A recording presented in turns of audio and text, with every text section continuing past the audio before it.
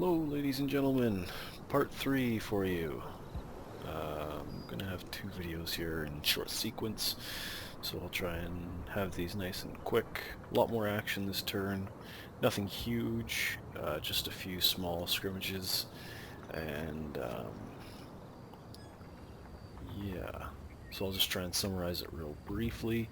The bulk of the action is happening down at the farm so far. Oh, hang on, I gotta turn on my cursor here. So the bulk of the action is happening here at the farm. I see that there's lots that's gonna transpire in the near future. I took a couple of pretty big losses there. Just a little bit of a recon scrimmaging going on in the middle. And on the left-hand side, on the west flank here, I'm going toe-to-toe my recon with some of their recon, but also I know that they've got a lot more coming in here. Just as I had said in previous videos, my suspicions I'm seeing that are coming true. I see a couple of half-tracks that come through on this turn. So I know that I play the vignettes, the little short clips at the end, and I'm going to keep doing that. My one comment said that they liked it, so I'll, go with the feedback.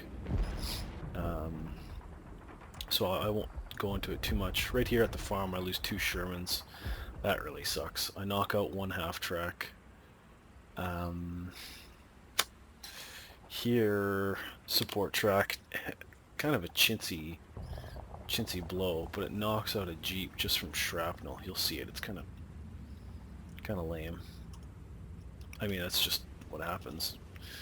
Something could have gone through the engine block or whatever, but and here my 50 cal takes out a support track. Excuse me. I'm doing this one a little bit late, I guess.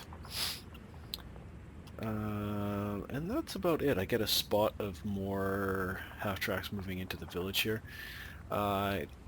Since this is an overview, I want to give a bit of my impression. I'm doing this after I've already done the next turn as well. And my suspicions, I didn't mention this yet, but my suspicions were that I'm facing off against a significant amount of German armor. And so I'm guessing that we're about even in numbers, or he might have a bit of an advantage, especially with all of these support tracks that he's having, if we include those support tracks in the armor, because they are a significant caliber weapon. They could just about go toe-to-toe with my Shermans, though not quite at long range. My Shermans might have an advantage against them. But if we are counting them, I am at a supreme disadvantage in this match.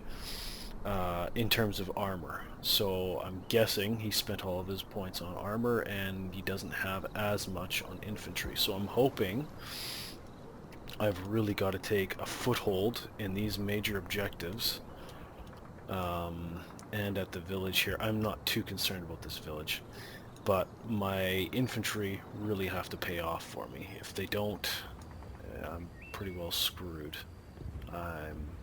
This right flank, he has probably about 4 tanks just on overwatch along this, so he's got fire superiority.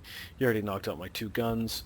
I've noticed this. Basically, I'm just trying to pull back and just hold tight angles, tight lines of sight, where I can try and get sudden chances of fire superiority on them and get some shots off. I try a little bit of a cresting the hill, just keeping hull down positions with my tank destroyers, and I get 1 shot off and they get 3 on me. Actually, my next turn, I'll show it to you, but I was really lucky not to lose anybody in the open top.